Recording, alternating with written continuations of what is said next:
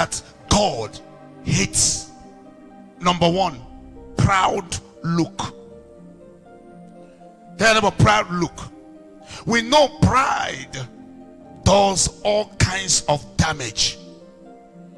Pride has hurt relationships. In Proverbs chapter 13 verse 10, the Bible declared, he said, only by pride cometh contention, but with well advice is wisdom. Pride breaks marriages, breaks up marriage, and destroys friendship. Pride keeps people from getting right with God. Psalm 10 verse 4 says, the wicked through the pride of his countenance will not seek after God. God is not in all his thoughts. So sometimes you see people allowing pride to cause them to think they are right with God when they are really not. It's pride that will hinder you from taking a time off to pray, to engage God concerning your matter. Some people has grown their business and their strategies to a point that they feel that they don't need God. Grow your business to a point that you feel that you don't need help from God. That's what pride can do. A simple sorry in a little contention and conflict in your home can avert a mystery, can avert a destruction, can avert a separation. Why are you so filled with pride? People have died because of pride. It's the original sin. Pride is the original sin. It was a spiritual sin that got Satan out of heaven. So God hates it. He's bringing it to our knowledge that I the Lord, I hate proud look.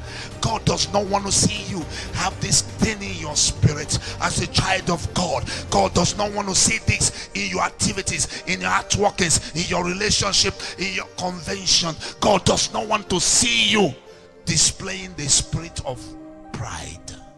That could be why you're where you are. That could be the reason you're struggling.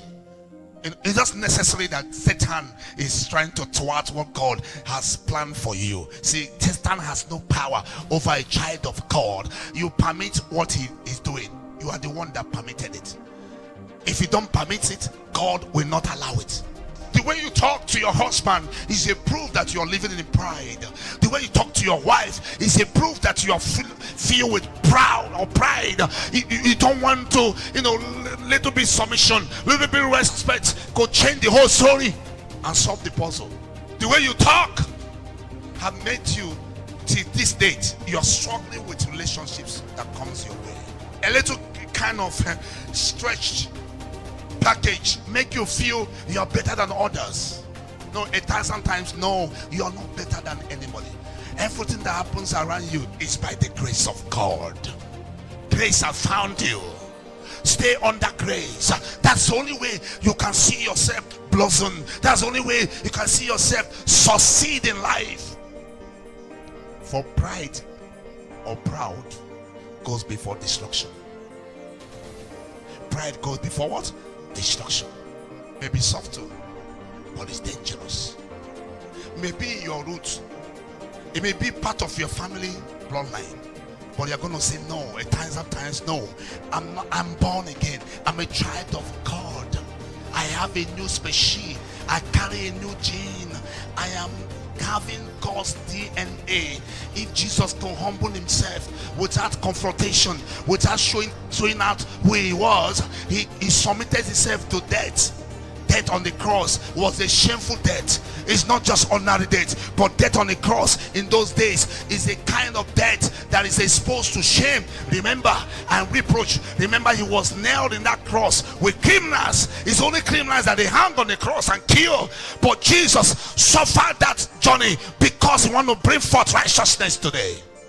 He took your shame that you might be honored.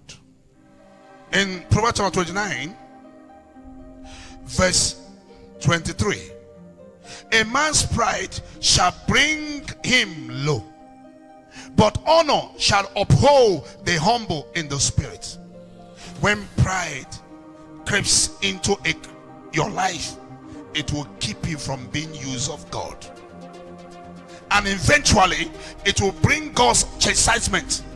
God hates proud look. James chapter 4 verse 10 says, humble yourself in the sight of the Lord, and he shall lift you up. Lift up your hand and say, Lord, help me to kill the spirit of pride.